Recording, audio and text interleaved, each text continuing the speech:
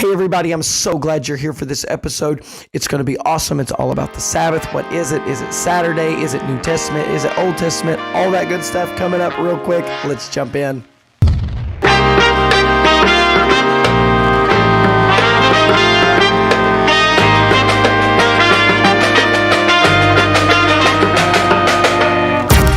Hey everybody, welcome to the Hearth, where the only place you ought to build a fire is on top of a firm foundation.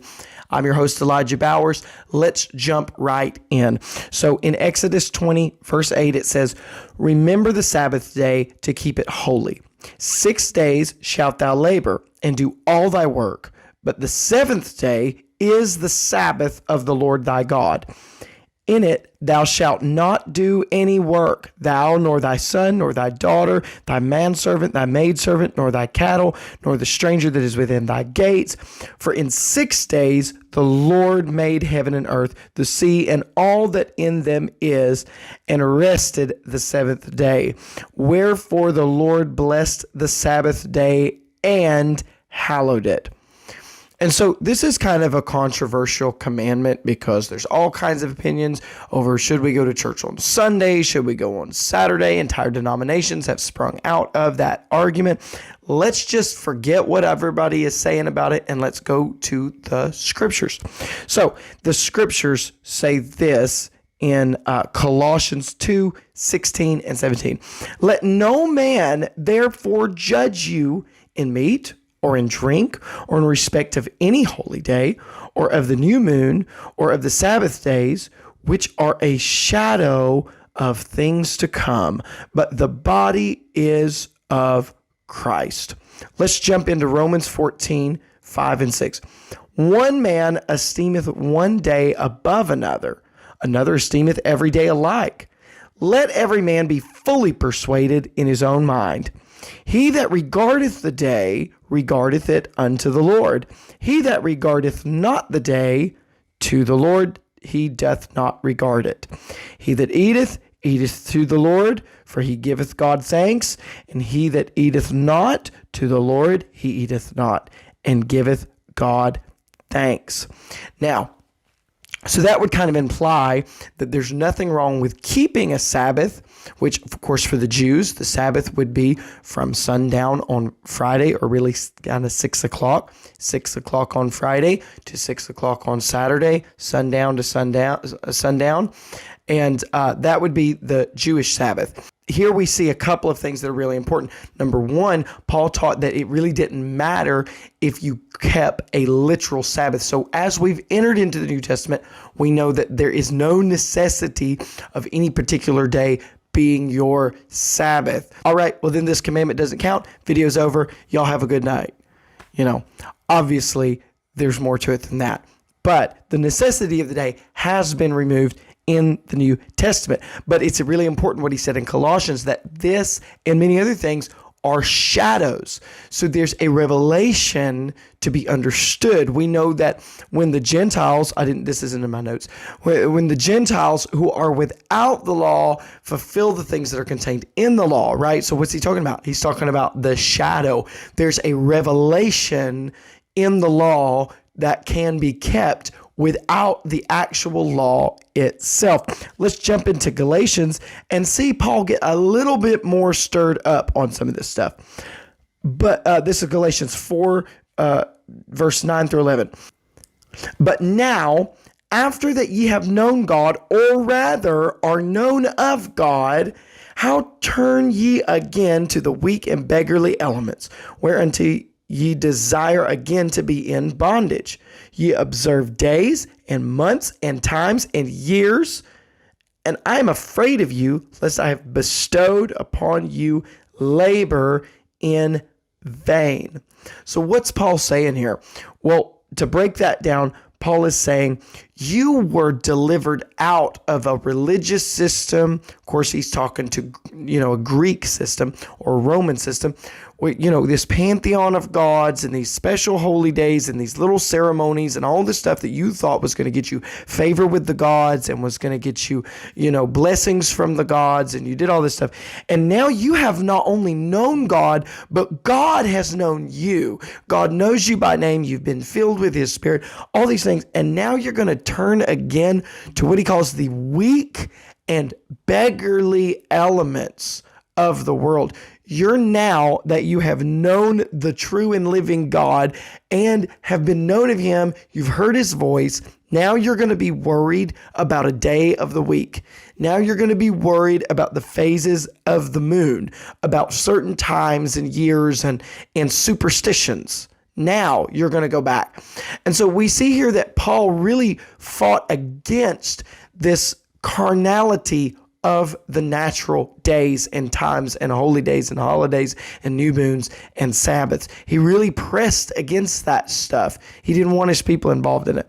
So let's go to Philippians 3 and see a little bit more of this. This is Philippians 3, verses 3 through 10. For we are the circumcision which worship God in the Spirit. It's in the Spirit. It's not in the flesh. And rejoice in Jesus Christ, and have no confidence in the flesh, though I might also have confidence in the flesh.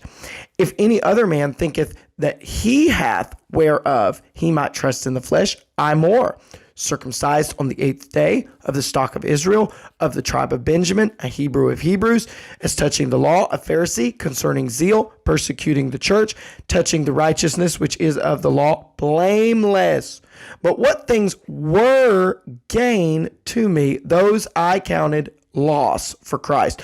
Yea, doubtless, and I count all things but loss for the excellency of the knowledge of Christ Jesus my Lord, for whom I have suffered the loss of all things, and do count them but dung, that I might win Christ, and be found in him, not having mine own righteousness, which is of the law, but that which is through the faith of Christ, the righteousness which is of God by faith, that I may know him in the power of his resurrection and in the fellowship of his sufferings, being made conformable unto his death. And so, again, you see here, Paul's able to boast and say, I did the whole law thing. I was a Pharisee of Pharisees. I was of the tribe. I was a real Israelite, not you, like you Gentiles trying to pretend like you were Jews. I was a real one. And he said, I did all this stuff, and I really thought it was gaining me ground keeping all of these laws.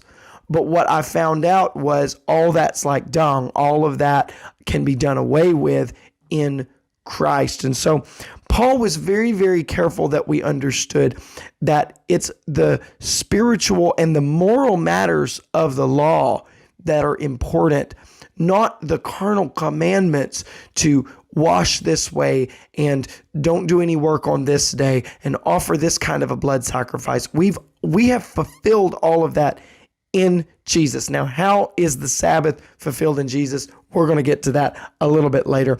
But let's just keep talking about this idea of the Sabbath being a shadow.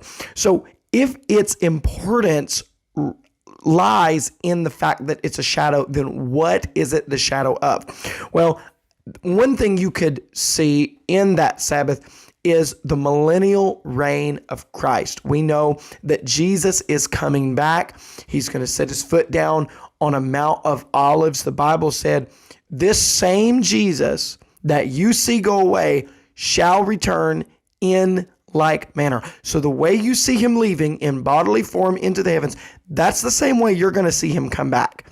And that was out of the mouth of an angel. And so we know he's coming back. When he comes back, he's going to clean this mess up. Thank God. So it doesn't really matter who wins the election this year. It doesn't matter who wins the next election or any of that other stuff. It doesn't matter if America stands or falls. We have a king who is coming back. Praise the Lord. But so when he comes back, he's going to institute a millennial reign, which is going to be a rest for the earth. It'll be the final day of the earth. Of course, number 8, new beginnings. You get to the next stage of creation, and we find out that he has consumed the heavens and the earth with a fervent heat, right? And so, but that millennial reign, it's a rest for the land. The Sabbath, the land, also the fields that they would farm, those also got sabbatical times. They had entire sabbatical years. Jubilee itself is a Sabbath of Sabbaths. It's really a Sabbath year of Sabbath years, because you have these 7-year cycles, right? And with these sabbatical years, and then you get all the way to 7 times 7, that's 49. The 50th year is the Sabbath of all Sabbaths. It's the Jubilee. So, but it's not just a shadow of that, even though that would warrant maybe its own video, but it's also of the new covenant salvation. Let me read you something. This is Hebrews 4, verse 3.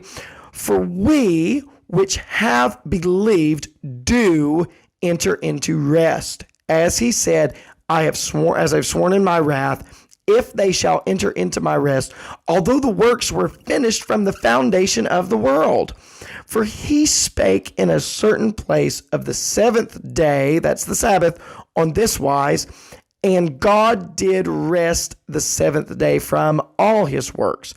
And in this place again, if they shall enter into my rest, seeing therefore it remaineth that some must enter therein, and they to whom it was first preached entered not in because of unbelief. Again, he limiteth to a certain day, saying in David, today, after so long a time, as it is said, today, if you will hear his voice, harden not your hearts. For if Jesus, and that's just the Greek transliteration for the name Joshua, so it's actually talking about Joshua in the book of Joshua. For if Joshua had given them rest, then would he not afterward have spoken of another day? There remaineth therefore a rest to the people of God. For he that is entered into his rest, he also hath ceased from his own works, as God did from his. So how do we unpack that? What does that mean?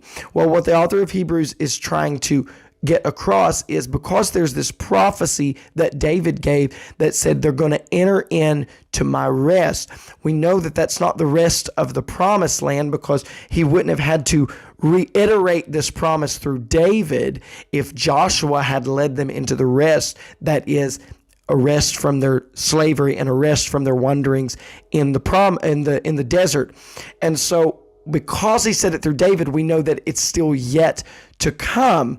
And he also points out that the entire idea of the Sabbath is that all 6 days I have worked and I have done my own labor, but on the seventh day, I'm going to enter into God's rest because he completed the work. And so that's what we believe about salvation. We believe as Christians that no work, nothing that I do can cause me to be saved. I can't quote and affirm a creed. I can't do any kind of righteousness. I can't give to the poor enough. I can't do enough works at my church. I can't preach the gospel and be saved because of it.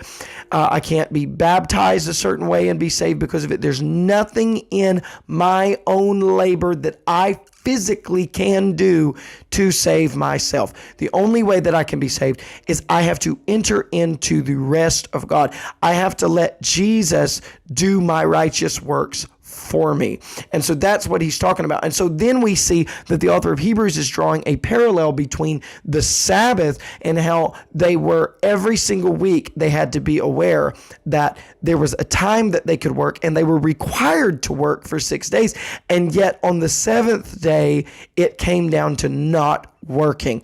And so then, of course, every 7 years they had this happen. And then in the year of Jubilee, they had it happen 2 years in a row. So everybody in their lifetime for 2 years would not work a field, would not work in their labor, because God was trying to get it across that in the last days, it won't be the works of the law. It won't be the labors of your hands, but it is absolutely 100% going to be Jesus, the work that he did on Calvary that will save our souls.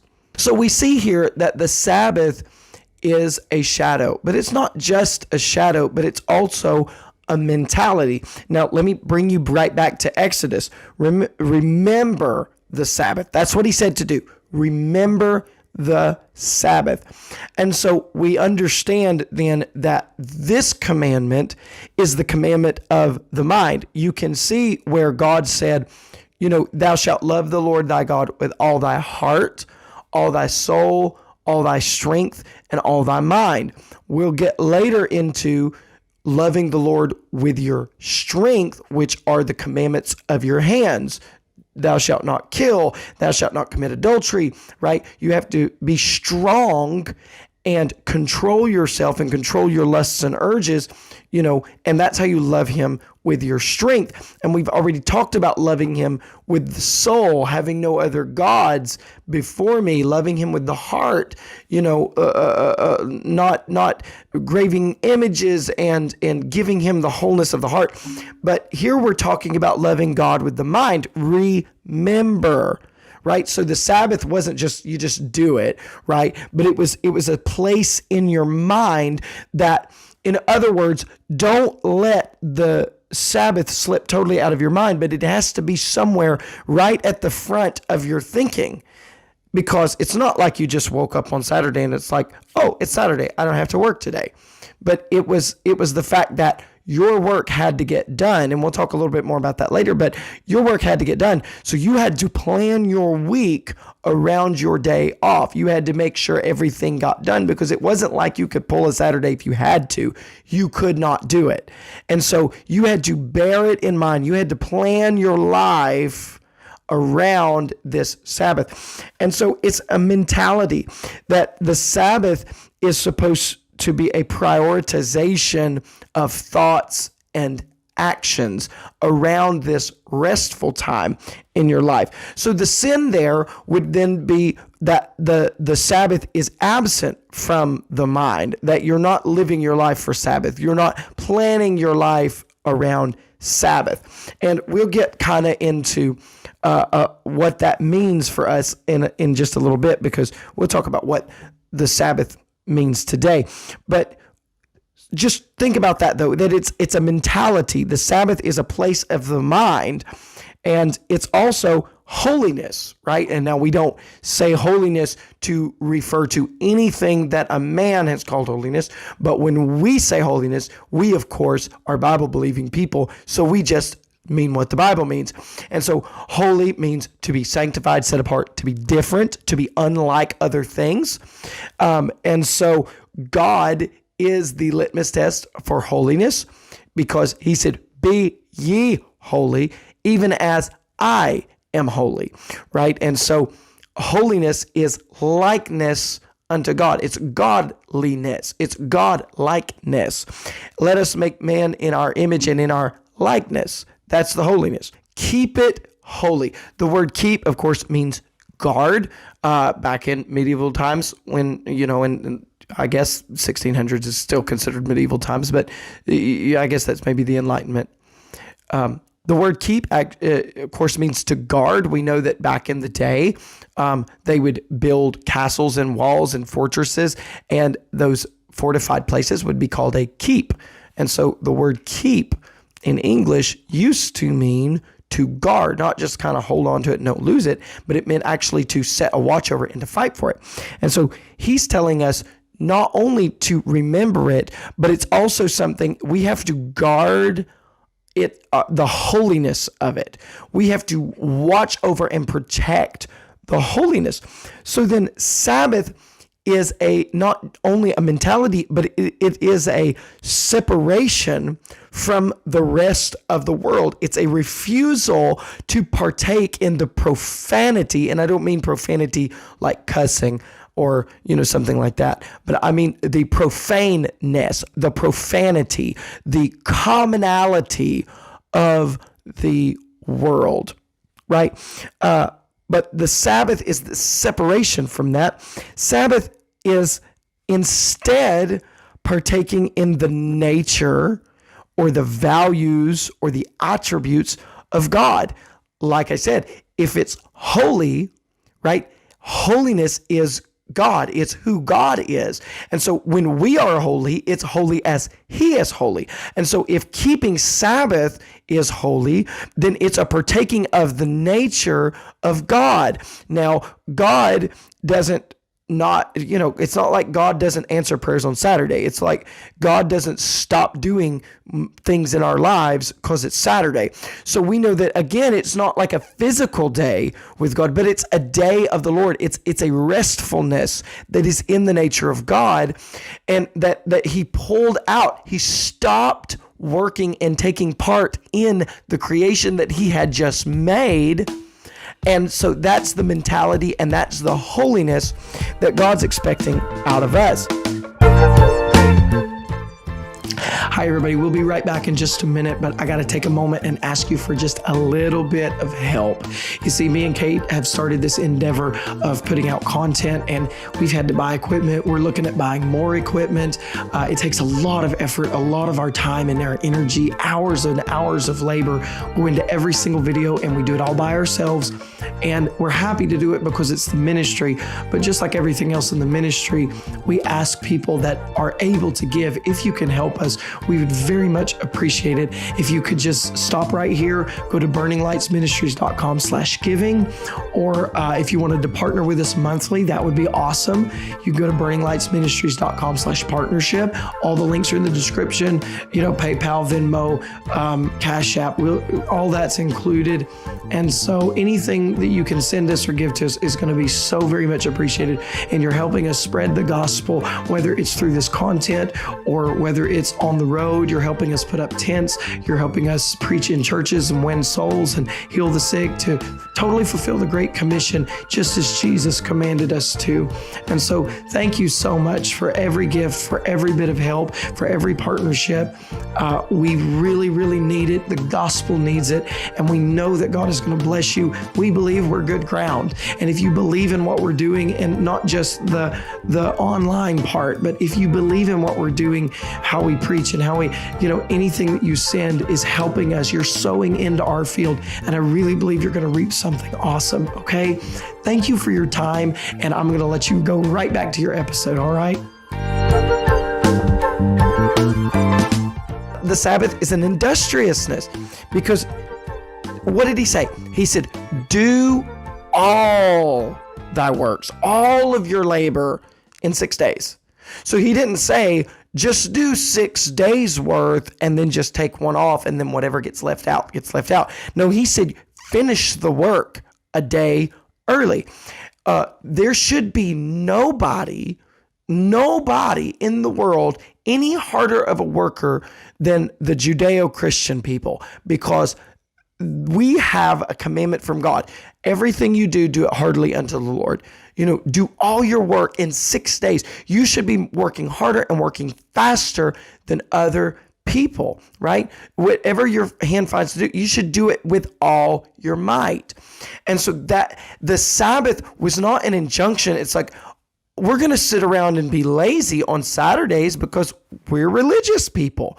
No, it wasn't that. It was, you should be working harder and faster and with a greater spirit of excellence, and you should be pushing and pressing, because you've got to get all that everybody else is doing done, but you've got to do it early because you've got to do something for me. So the first thing that happens when you take on this Sabbath mentality and you begin to bring this holiness into your life is you find out that there is a limitation of labor in your life. You don't get to be dominated by labor. You don't get to be controlled by your labor, but you begin to have to take control and subdue the earth, if you will, subdue the labor that you're taking part in, because we have to remember that work and labor is the curse. We could define labor as an exchange of the life of the person, right? Because your life is your time and your energy, your essence. So it's an exchange of the life of the person for resources which can sustain or enrich life. The curse in Genesis 3:17 is this: and unto Adam he said, because thou hast hearkened unto the voice of thy wife, and hast eaten of the tree of which I commanded thee, saying, thou shalt not eat of it. Cursed is the ground for thy sake. In sorrow shalt thou eat of it all the days of your life. Thorns also and thistles shall it bring forth unto thee, and thou shalt eat the herb of the field. In the sweat of thy face thou shalt eat bread, till thou return unto the ground. So you see there, that curse is you have to exchange yourself to the ground so that the ground will give you food. You have to trade your life now for the very things that are going to sustain your life. And so what we can't mistake here is that the curse of man is work, and Sabbath is the God-given escape from the curse. It's the lifting of the burden of the curse one day a week.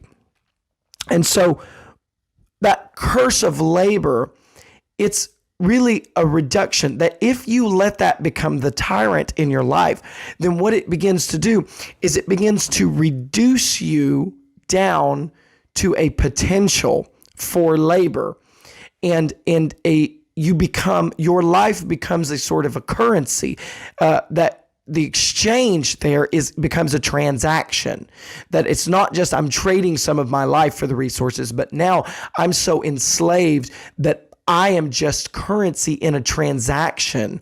And so, what we find out is that when you keep this mentality of the limitation of labor, which is Sabbath, you can't reduce yourself or anyone else down to nothing but the potential for what they can do for you or what resources they can bring to you. And so really, on some kind of a philosophical level, being a manipulative person is a breaking of Sabbath, because you're enslaving people to your own ends. You're reducing people down to what they can provide for you. But what the Sabbath does is it's a holy mentality, that there is something that supersedes my life and even the sustaining of my life. There's something that supersedes, right? We've already been through these commandments about how there's something bigger than my family. There's something bigger than my dreams. There's something bigger than my plan. There's something bigger than my ministry. And it's the Lord God Almighty. And so I have a responsibility to enter into what He's got, to enter into His presence, to enter into His power, to enter into His rest. And that necessitates me ceasing from my labors. My life can't be about making money. My life can't be about keeping a clean house or raising kids or any of the other things that we have to do and we are commanded to do. He said, do all your work. So it's not like we get out of it just because we have another thing to enter into, but we have to work twice as hard as the world. We have to press twice as hard as the world because we have another more important responsibility. And so I can't reduce myself to the potential for how much money I can make or how big of an impact I can make or how many followers I can get on social media. I can't reduce myself down to what I can get from me. And I can't reduce my children into what I can get from them or my wife or my spouse or my employees. I can't have that mentality. I have to have the mentality that labor is good, labor is necessary, labor is the necessary burden laid upon the shoulders of man by God Himself, and God expects us to do that, but it has to stay within its bounds. It has to stay within its limitations, right? So we have to reprioritize labor in our lives, and we have to acknowledge and recognize what is the purpose and what is the proper role for labor and work in my life according to the eyes of God. Let me read you something from Ecclesiastes 2:24 through 26. There is nothing better for a man. That'll get your attention. There is nothing better for a man than that he should eat and drink, and that he should make his soul enjoy good in his labor. This also I saw, that it was from the hand of God. For who can eat, or who else can hasten hereunto more than I? For God giveth to a man that is good in his sight, wisdom and knowledge and joy. So what Solomon has discovered in his wisdom is that it's not that we labor for labor itself. Neither do we labor to just store up money. Savings is good. Have a savings. Investments are good. Go ahead and invest. All that stuff is good. But if you don't enjoy the fruit of the labor, then Solomon said you're missing the best part of your life, of your natural carnal life. Of course, he's not bringing spiritual things into this, but it's important to realize that the best thing you can do with your labor is you invest in yourself and in your family, in your church, in your community. It should be an investment, not just wisdom and knowledge, but also joy. God gives that which is good in his sight. And so, it would be a shame to work overtime and work and labor and push and press and miss your kids growing up and not spend good quality time with your kids spending that money together. And that's not to say we spend it all. We know that we need to invest in their futures. We know that we need to invest in their security, but we also need to invest in them and enjoy the fruit of that. Eat and drink and rest and labor and be happy and enjoy your life. And don't let labor and making money and accruing resources and storing up resources be so important. Remember what Jesus said in the parable. He said, I didn't even have enough room to store all of my goods. I'll just tear down my barns and build bigger barns, and it's going to be awesome. And God spoke to him and he said, you're such a fool. Your soul is required of you this night. You've not taken care of your soul. You've not taken care of what's really important. You're so busy making money. And we have to labor and we have to have money. And in 6 days we do that. But there has to be a limitation on that. And there has to be a willingness to understand that at least a portion of the fruit is for our enjoyment and for our joy. Righteously so. We don't want to carouse around and do evil with our money, in the sake of having fun. It's not about fun, but it's about partaking of the fruits of your labor. And so, the other thing that the labor is supposed to do is it's supposed to create a space. I'm not going to get this right. College was a long time ago, and this is not in my notes. But I think it was Maslow. It was a psychologist, and he had the hierarchy of needs. And what you find out is the philosophical needs and the emotional needs and the spiritual needs cannot even be approached or thought about or touched when you're hungry, when you're starving to death, when you're sick, when you're unsafe. And so you have these physical needs. And when you are physically taken care of, it opens up a space in your life to meditate on his law day and night. It opens up a space in your life to pray and seek God, to wonder. It's hard to wonder where the stars came from when you don't even know where your next meal's going to come from, right? And so part of the function of labor is to free your mind, from worrying about where's your next breath come from, or is my child going to live through the night, or, what have you. Once you have that safety and security and you have that food and that sustenance around you, you are now free to meditate and to think and to pray and to read and to search out the scriptures and to find God, to fellowship with God. So what you'll find out by reading the book of Acts is you'll find out that Paul knew where he could find Jews. All he had to do was wait for the Sabbath. And every Sabbath day, he could find those Jews in the synagogue. If you don't believe me, just check out Acts 13, 15, 17, and 18. All 4 chapters mention this. And so it's a recurring thing. Paul would constantly go find the Jews in the synagogue at the Sabbath. And so we see in the scriptures that part of Sabbath life became, they couldn't go all the way to the temple because they were in other countries, but they could assemble themselves together and worship God together. And you also got to think that these are cultures where a lot of people aren't literate. And even if you are literate, because the Jews were more literate than probably most cultures around them, for the sake of the scriptures.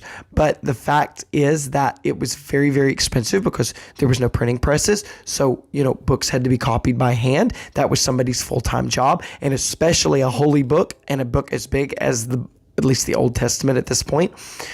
It would take a lot of time. I think I read one time it might have taken a year for a scribe to produce, so you've got to pay, if you want a Torah, then you're going to have to pay a guy's yearly wage. So, what's that now? $30,000, $40,000, $50,000, something like that. Somewhere in that ballpark is how much a book costs of this magnitude. So, like most people couldn't afford a book. So if you wanted the scriptures, you go to the synagogue. You go get a priest to read it to you. You see that in the Old Testament, Nehemiah, and some of them did that. I don't have that in my notes. But you understand that all of these things, this prayer, worship, assembly, these are the things the Jews were doing on the Sabbath. And so as we go kind of back through this, we find out that what does it mean to remember the Sabbath? It means keep the fellowship with God. Keep that rest that you find in his presence. That's where your peace is at. Your peace is found calling on his name, studying the scriptures, meditating on those. There has to be a place where you shut your mind off worrying about tomorrow. Shut your mind off worrying about your job. You shut your hands down trying to always do something. And believe me, I got 3 kids. I got a ministry. I've got a podcast I'm running. I've got all kinds of stuff that I'm doing.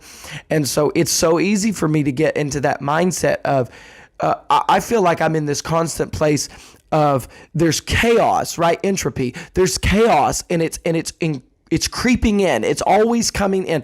And if I'll labor every minute, I can keep it out. But the minute I stop laboring, it just begins to come in.